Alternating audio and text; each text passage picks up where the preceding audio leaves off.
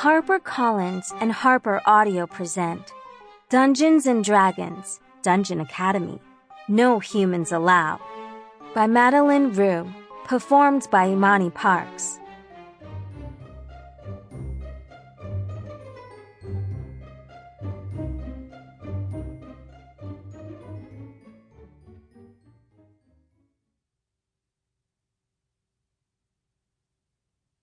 One. Zellidora, Zelli, Stormclash, tapped her boot impatiently, watching the slad's shiny eyelids click and clack as he blinked. Nobody was much pleased about the recent interdimensional exchange program that brought the sladdy to the school, except the sladdy themselves, who seemed quite at home. Most of the students just wished they would take their slimy fingers and attitude back to their native realm, Limbo. But for the moment, Zelli took pity on this particular slad. He was the smoothest frog kid in their grade, and that made him a target. No warts and no spines meant no intimidation, and that meant no respect. Nobody wanted to be the smoothest or prettiest kid at Dungeon Academy. They wanted to be the scariest. Just a stone's throw from the dusty bookcase they huddled behind, a table of warty, spiny, smelly, and therefore respected, Sladdy hunched over a book, pointing and gurgling with laughter. Sladdy stuff. Boy stuff, probably. Zelli didn't know, and she didn't particularly care. "Which one of these dummies is giving you trouble?" she asked, stuffing the urge to fold her hands together and crack her knuckles. That would ruin the element of surprise. Sladdy were generally big, very big, and Zelli didn't relish the idea of tangling with one. Gixie, the slumpy, trembling slad at her side, pointed a circular fingertip toward the biggest frog of the bunch. That one.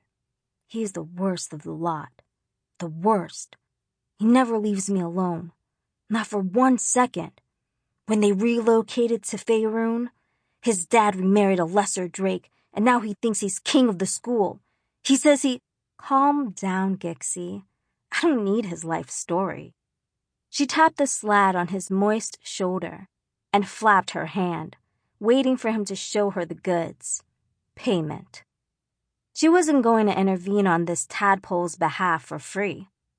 Generally, she stayed out of trouble. Generally. But this was a special occasion. "Show me the ring again." The slad pulled a tattered velvet box, about the size of a fist, out of the leather satchel slung around his shoulders. He pulled back the top and revealed a large silver hoop, dented and flecked with something. Mud, she hoped. Please don't let that be adventurer blood. "It's all dinged up," she sighed. "Do you want it or not?" "Fine. You sneak. Wait here." Zelli pulled back her head and stormed out from around the bookcase, plunging into the little library alcove. Above the table where the sladdy had gathered, a wrought iron chandelier dripping wax and grease illuminated the goofball fest below. Rolling up her sleeves, she marched right up to the back of the big, warty slad, who Gixie had pointed out, and tapped him on the shoulder. "Look alive, slimeball!" The razor-backed frog boy swung around, a strangled sound of confusion globbing out of him before Zelli reared back, drew in a huge breath, and roared right in his face. Behind the bookcase, she heard Gixie burble with laughter as his rival and bully went end over end, toppling out of his chair with a croak of surprise. His friends erupted in peals of laughter, holding their mottled bellies and pointing, almost falling on the floor themselves. "You should see your face!" a short green one shrieked. "She got you so good!" Zelli smiled and crossed her arms over her vest. Sample complete. Ready to continue?